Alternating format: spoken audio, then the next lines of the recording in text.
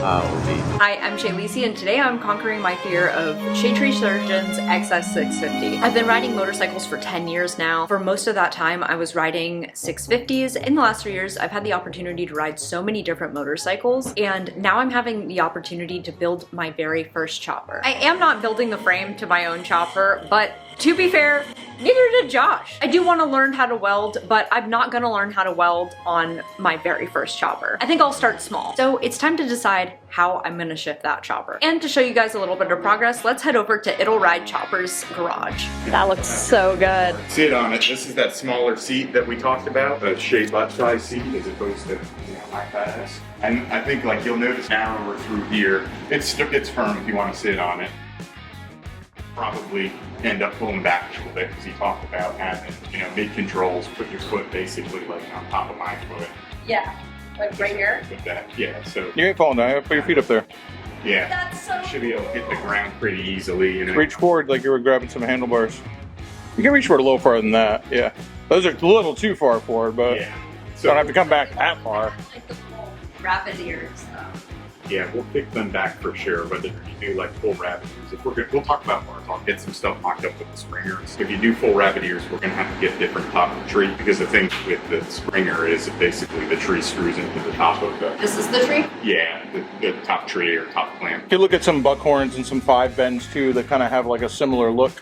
Okay. To rabbit ears, but that will work better with that. With a rabbit ear, they're usually coming straight out. They're a solid bar, and they don't run a clamp. They're usually welded down. The problem with that with the springer is these things bolt right into here, and you can't kind of spin them individually. So far, you like what you see? Like, yeah, I love it. Oil tank, I got it perfectly I love it. The only thing that's bothering me about the oil tank a little bit is this sharper edge on the inside.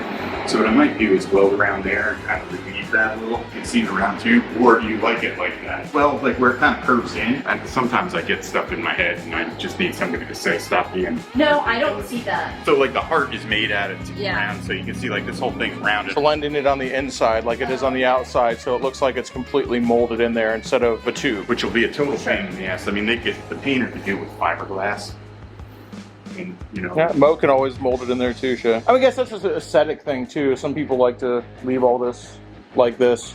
I like it like where everything looks just smooth, but that's just me. When he paints it, he'll probably put some of that high build primer on and sand it, and that'll probably smooth out a little. My welds took a lot more Bondo, man. Oil tap would be another shot glass. Oh, very cool. It's so cool. And the problem with it, foil caps, it's not vented, so I had to drill a little relief hole in here and then a relief hole in there, so it's vented gas cap, but it still holds a shot. That's so freaking cool, man.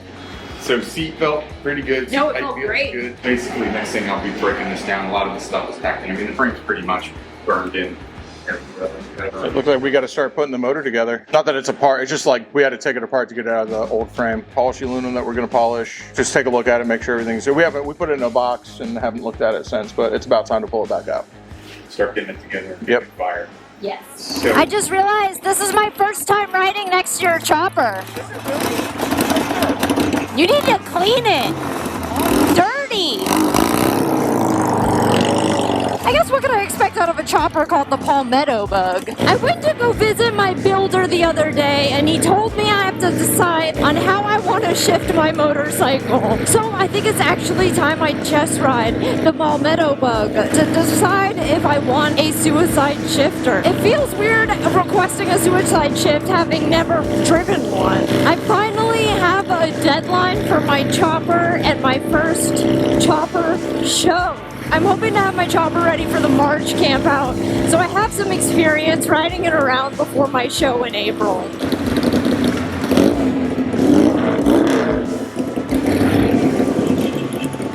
Oh, by the way, we're at Tiger Temple Tattoos to visit our friend Candine. I got so busy talking about choppers, I forgot to say where we were going.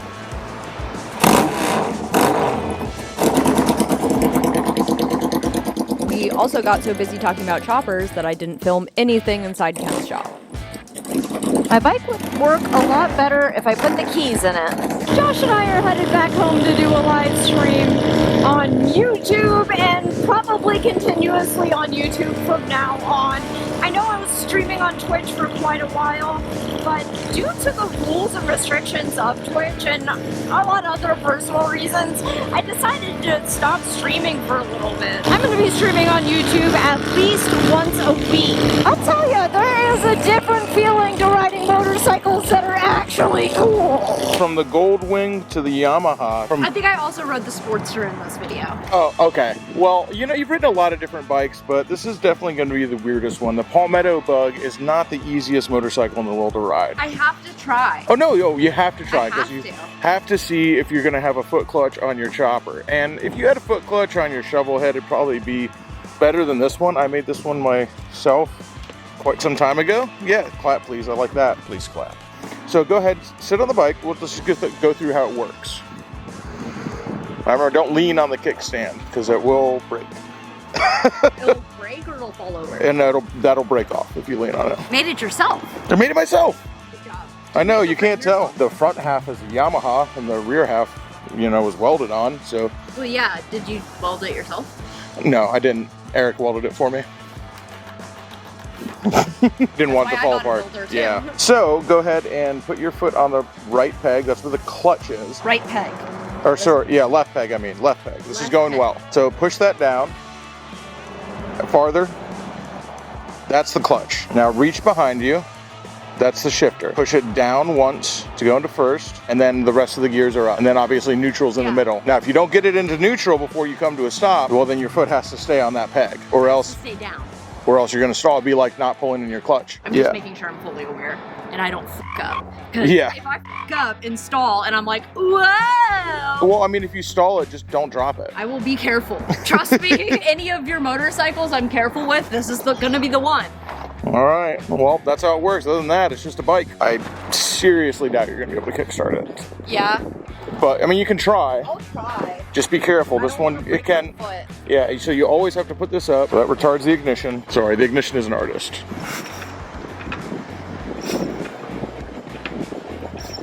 Yeah. It's. I don't know why this bike is so I difficult to did want to kickstart. try. Yeah. I wanted to at least kick it through once.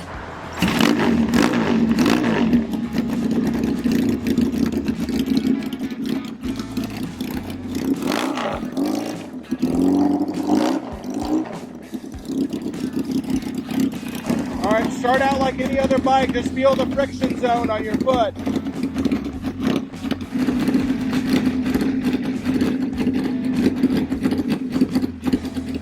You're good.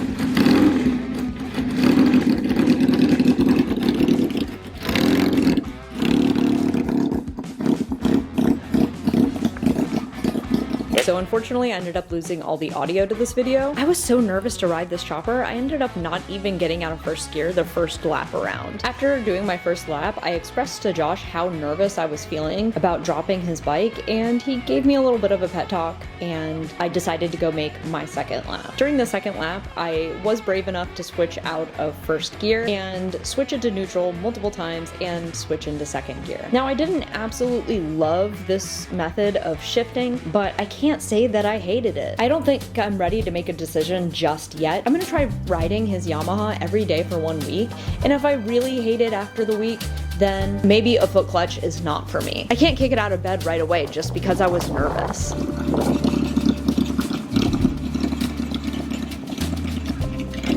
Get it in neutral that time? You did! Did you shift it? You feel a little more comfortable with it now? Do you like it? You can say no. Yeah, I could like it, and I don't even know how this bike engages.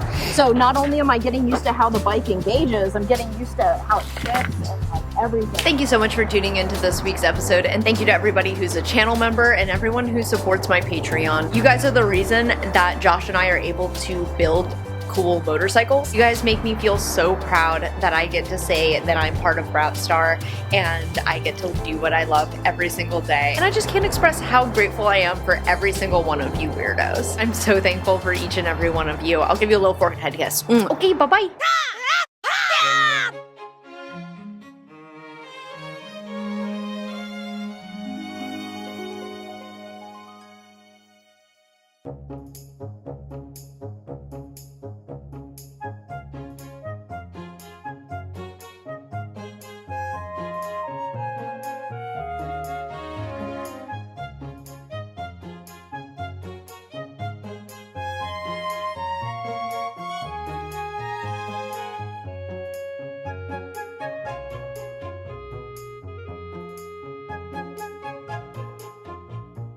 If I fuck up, install, and I'm like, whoa! Well,